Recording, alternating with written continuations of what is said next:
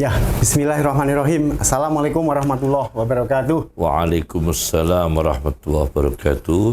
Alhamdulillah wa syukurillah wa nikmatillah la haula wa la quwata illa billah. Allahumma sholli ala sayyidina Muhammad bin Abdillah wa ala alihi wa sahbihi wa mawalah. Ba'du. Alhamdulillah Unisula pada kesempatan kali ini ketiban rezeki besar berhasil kerawuhan tokoh sentral kita, kiai kita, ulama kita, yakni Gus Koyum yang biasa kita panggil, yakni Romo Kiai Gus Koyum dari Lasem. Alhamdulillah pada kesempatan kali ini kita akan ngobrol santai, Gus. Iya. Berkaitan dengan membangun peradaban Islam. Ya. Gus, kami mohon dicerahkan kira-kira membangun peradaban Islam berbasis ilmu. Kira-kira itu apa urgensi atau pentingnya, Gus? Yeah. Assalamualaikum warahmatullahi wabarakatuh. Waalaikumsalam warahmatullahi wabarakatuh. Peradaban Islam itu dalam terminologi Islam disebut dengan hadarah. Ada seorang ulama Dr. Wahbah Az-Zuhaili ketika beliau memaparkan mengenai kualitas umat Islam disebut khaira ummah sebagai umat terbaik. Ada satu cerita ketika Umar bin Khattab radhiyallahu anhu melihat sekelompok masyarakat itu sedang tenang-tenang, tidak sibuk ilmu, tidak sibuk bekerja, tidak sibuk dengan hal-hal yang bermanfaat. Kemudian Umar mengatakan kepada mereka, apabila ingin orang itu gembira disebut umatnya Nabi SAW, maka dia harus memenuhi syarat-syarat yang disebut khaira ummah, umat yang terbaik. Ada 3 di sini. 1, ta'muruna bil ma'rufi, yaitu punya kemampuan untuk amar ma'ruf. Amar ma'ruf di sini adalah perintah baik atau sesuatu yang diketahui. Al-ma'ruf itu dari kata arafa, mengetahui. Al-ma'ruf kata objek, diketahui. Jadi memerintahkan sesuatu yang baik yang telah diketahui. Artinya dia menyeru hal-hal yang produktif, hal-hal yang bernilai, nilai kehidupan, nilai keilmiahan, nilai kesejahteraan, nilai berkemajuan. Kemudian watanhauna 'anil munkar, yaitu kemampuan mencegah dari kemungkaran. Jadi seorang ilmuwan bagaimana membuat teori ilmu yang membawa manfaat dan bagaimana teori ilmu untuk menanggulangi ekses dari teknologi misalnya. Itu wa tanhauna 'anil munkar. Kemudian yang ketiga, wa tu'minuna billah, ada nilai-nilai teologisnya, disandarkan pada iman kepada Allah. Itu disebut khaira ummah. Kemudian Tontowi Jauhari, seorang pakar tafsir dari Mesir yang khusus menafsirkan ayat-ayat kauniyah dalam tafsir Al-Jawahirnya, beliau menambahkan ada catatan yang keempat disebut bangsa yang berperadaban, yaitu ummatan wasaton, sebagai umat yang moderat. Moderat di sini adalah adil, tengah-tengah, tidak radikal, tidak ekstrim, rasional, tetapi bersinambung dengan nilai-nilai syariatnya Allah Subhanahu wa ta'ala. Ummatan wasaton, umat yang moderat. tidak memihak pada kebenaran, tapi adil. Dan ini penting sekali. Karena apa? Karena kalau orang Muslim, meskipun secara dedikasi itu bagus, kualitas pendidikannya itu bagus, tetapi karakternya itu bukan karakter ummatan wasaton, maka dia tidak bisa menjadi ilmuwan yang objektif. Tidak bisa menjadi ilmuwan yang objektif. Itu yang keempat. Yang kelima itu ditambahkan lagi oleh Tontowi Jauhari, yaitu dari ayat wa may yarghabu an millati Ibrahim illa man safiha nafsah. Tidak ada yang benci dari agama Ibrahim, agama yang penuh ilmu, agama yang penuh rasional, agama yang penuh hasanah intelektual. Tidak ada yang benci dari agama Ibrahim kecuali orang yang bodoh pada dirinya sendiri. Maka untuk berkemajuan, untuk berperadaban adalah bagaimana Islam untuk memperbaiki umat ini, mengentaskan umat ini dari kebodohan. Maka diperlukanlah sebuah pendidikan. Nah, pendidikan ini kemudian muncul berbagai sistem pendidikan. Dari pendidikan pada zaman halaqah, yaitu zaman Rasulullah SAW, kemudian asrut tadwin, yaitu pada pengembangan pembukuan ilmu-ilmu. Karena pada zaman Nabi ilmiah itu belum dibukukan. Kemudian asrut tadwin pada zaman pembukuan, kemudian asrut tajribah wal istiqra adalah pada zaman eksperimen ilmuwan-ilmuwan Islam. Kemudian pada real adalah amaliyah, melakukan tindakan-tindakan konkret, karya-karya konkret. Ini adalah perkembangan hadarah, perkembangan peradaban Islam. Dan ini sangat penting sekali. Ya. Terima kasih Gus. Jadi peradaban Islam yang sedang kita gagas ini ternyata waktu lampau di peradaban Islam dahulu itu telah dibuktikan oleh para ilmuwan Islam terdahulu. Tadi Gus telah menyinggung tentang generasi khairah ummah dengan berbagai cirinya. Dalam kaitan ini Gus, Unisula sebagai universitas Islam yang berusaha bismillah membangun generasi khairah ummah itu telah deklarasi di dalam visinya itu adalah sebagai universitas Islam terkemuka dalam membangun peradaban Islam menuju masyarakat sejahtera yang dirahmati Allah Subhanahu wa taala dalam kerangka rahmatan lil alamin. Nah, pertanyaan kami adalah kira-kira bagaimana roadmap-nya, langkah-langkah Unisula dalam mewujudkan mimpi visinya yang besar itu Gus, sehingga tidak bisa mencapainya dalam waktu yang dengan roadmap yang efisien gitu Gus. Gitu Gus.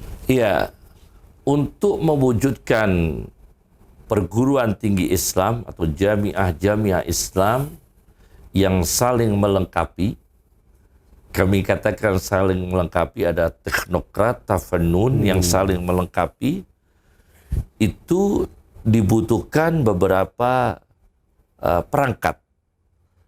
Perangkat pertama adalah dari unsur SDM-nya.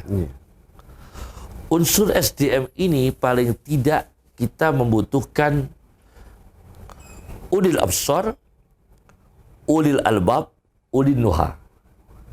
Bagaimana Unisula ini melahirkan ulil absar, yaitu mahasiswa atau dosen yang berkualitas ulil absar, punya pengetahuan.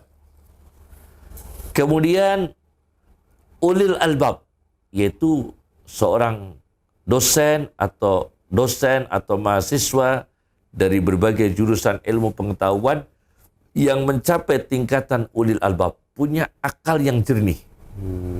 Jadi intelektual dengan akal yang jernih, ini penting sekali.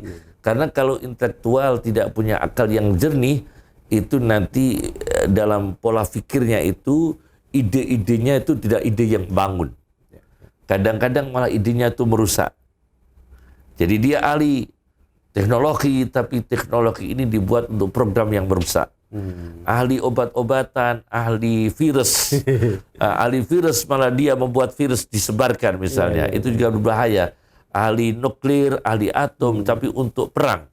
Ahli persenjataan, tapi dia untuk bisnis senjata. Dan dia tentunya ingin dunia ini tidak damai, karena dia ilmuwan persenjataan dengan nilai kualitas jiwanya yang rendah, yaitu tidak sampai ulil albab, tidak dengan akal yang jernih. Kemudian ulin nuha, yaitu orang-orang ilmuwan, mahasiswa atau dosen, para riset, para peneliti yang punya kualitas ulin nuha, yaitu mengendalikan dirinya, mengendalikan hawa nafsunya. Itu pertama adalah SDM-nya.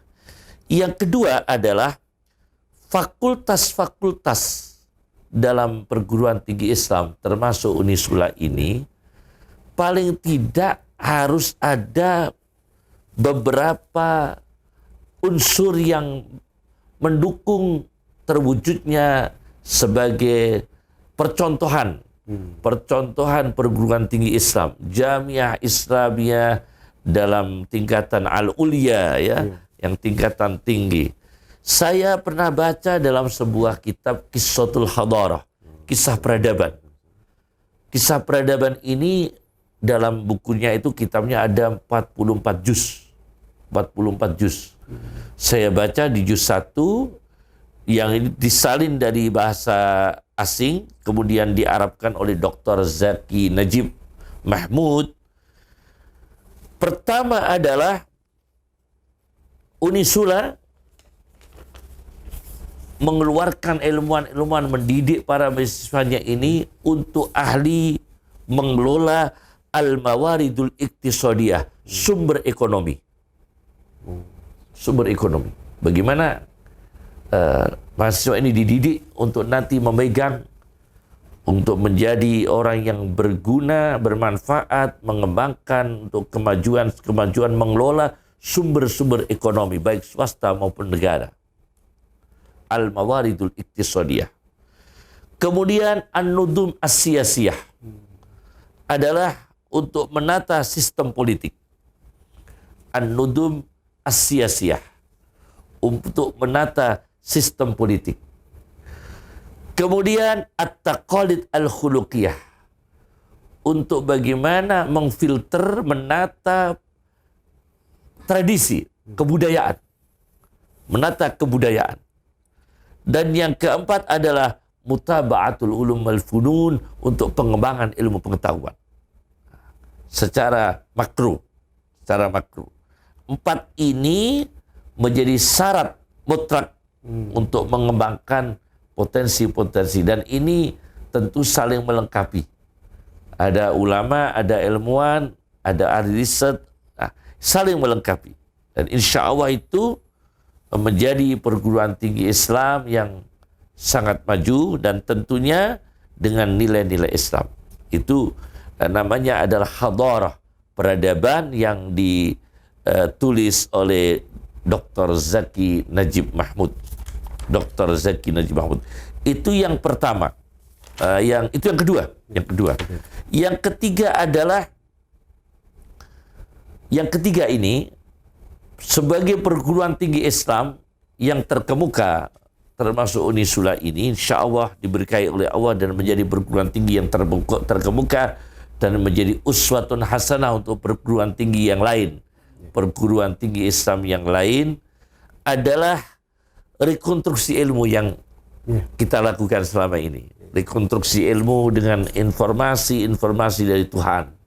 Bagaimana ilmu itu direkonstruksi dengan apa yang diinformasikan oleh Allah Subhanahu wa taala dan nabinya Allah Subhanahu wa taala. Saya pernah baca dalam karyanya seorang ahli geologi Islam, namanya Profesor Dr. Zaghlul An-Najjar, dalam bukunya Mukhtarat pilihan-pilihan tafsir-tafsir ayat-ayat kauniyah, ayat-ayat sains, ilmu pengetahuan alam. Dan beliau mengatakan bahwa kalau orang yang benar pun, orang yang benar, di jalan yang benar, itu akan menimpa siksa, musibah, seperti yang ditimpakan Allah kepada mereka yang sesat. Karena orang yang benar ini, kenapa? Terbawa oleh arus peradaban materialistik. Nah, meskipun dia beragama Islam, tetapi terbawa arus peradaban, tayar arus al-hadarah al-madiyah, peradaban materialistik. Nah, maka supaya tidak terjadi demikian, para ilmuwan Islam ini rekonstruksi ilmu antara ilmiah dan amaliyah. Apa caranya? Berpegang pada Islam yang agung, berpegang pada Al-Quran yang mukjizatnya ilmiah itu selalu baru. Maksudnya baru itu Al-Qurannya bukan Al-Qurannya yang baru. Mukjizatnya itu selalu aktual. Tidak akan berhenti mukjizat-mukjizat Al-Quran. Dan itu bisa difahami kalau belajar di perguruan tinggi semacam Unisula, semacam Universitas Sultan Agung. Karena apa? Dia memperdayakan antara ilmu agama dengan ilmu sains dan teknologi. Dan itu nanti akan terwujud bagaimana ilmu pengetahuan itu sesuai dengan hidayah Allah Subhanahu wa ta'ala. Itu yang ketiga. Yang keempat ini sebagai perguruan tinggi Islam yang terkemuka di Indonesia, Unisula ini dengan usia yang sudah berapa tahun? 59. Oh, udah lebih dari setengah abad ya. Hampir 60 tahun. Ini yang keempat adalah riset, laboratorium, sains, teknologi dan sosial yang bermanfaat untuk umat manusia. Ini memperbanyak riset, ilmu pengetahuan, riset, ilmu, laboratorium, sains, teknologi dan sosial yang bermanfaat untuk umat manusia. Karena Rasulullah SAW dalam hadisnya, wa khairun nas anfa'uhum linnas. Sebaik-baiknya manusia adalah yang paling bermanfaat bagi umat manusia. Itu yang keempat. Yang kelima adalah menyampaikan kebenaran agama. Jadi lain, rekonstruksi, kalau rekonstruksi adalah ada ilmu pengetahuan, kemudian dikonstruksi dengan nilai-nilai Islam. Kalau ini tidak, namanya perguruan tinggi Islam menyampaikan kebenaran agama. Itu harus dikedepankan sebagai ciri khas. Ciri khas perguruan tinggi Islam adalah menyampaikan kebenaran agama Islam. Nah ini sebagai contoh ya, ada sebuah buku yang berjudul Orientalis Menuduh, Ulama Menjawab. Ada satu buku yang berjudul Orientalis Menuduh, kemudian Ulama Menjawab. Itu saya baca ada semacam saya baca di situ tentang persoalan tentang otak manusia. Ini Unisula bisa menjawab. Karena Unisula ada dokternya, ada ilmuannya, ada agamanya, insya Allah bisa menjawab. Itu di situ dijelaskan dalam buku tersebut tentang ayat Al-Quran, fatakuna lahum qulubun ya'qiluna biha. Al-Quran mengisyaratkan bahwa akal manusia itu dalam hati. Akal manusia dalam hati. Nah, orientalis mengatakan akal manusia itu hanya otak, tidak dalam hati.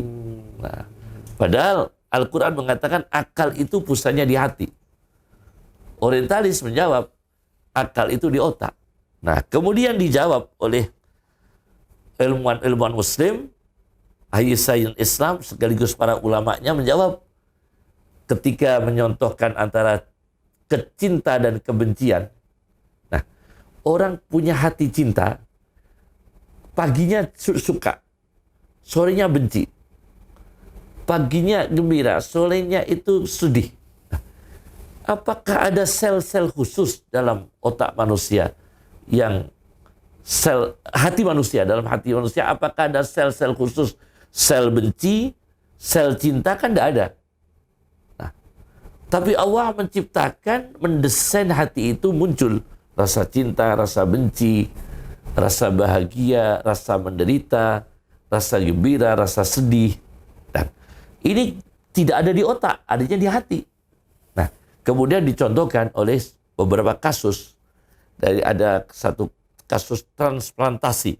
Nah, ini jelas kedokteran yang paham masalah ini. Kasus transplantasi hati. dalam bahasa Arabnya adalah ziraatul a'dha, transplantasi hati, pencangkokan hati. Nah, di situ ada orang yang tidak keras, seorang wanita yang lembut sekali, tidak keras, tapi kemudian dia itu mendadak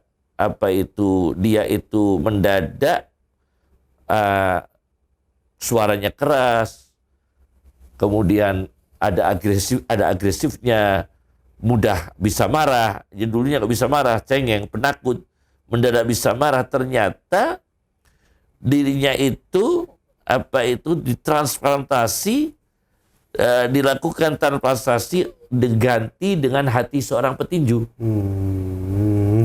Ya, jadi hatinya ini diganti, hati perempuan itu diganti hatinya petinju.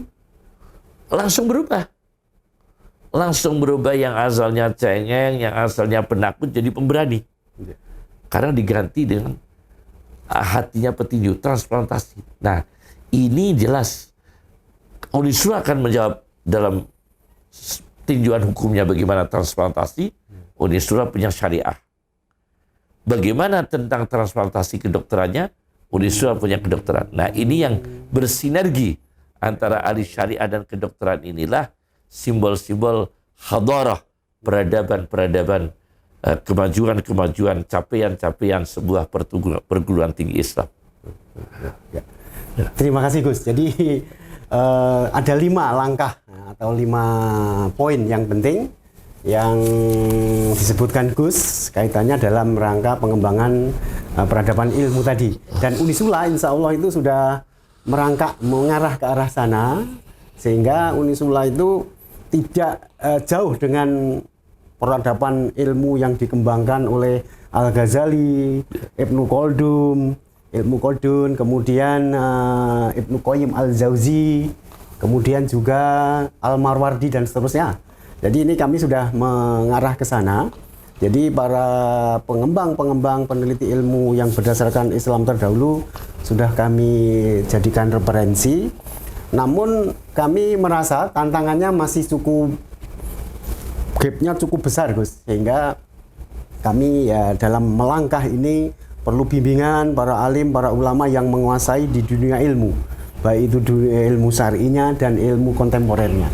Nah, kira-kira saran Gus ya, untuk Unisula dalam melangkah ke arah pengembangan peradaban ilmu, peradaban Islam ini, kira-kira fokus yang utamanya kemana Gus? Saran panjenengan, makasih. Fokus utamanya adalah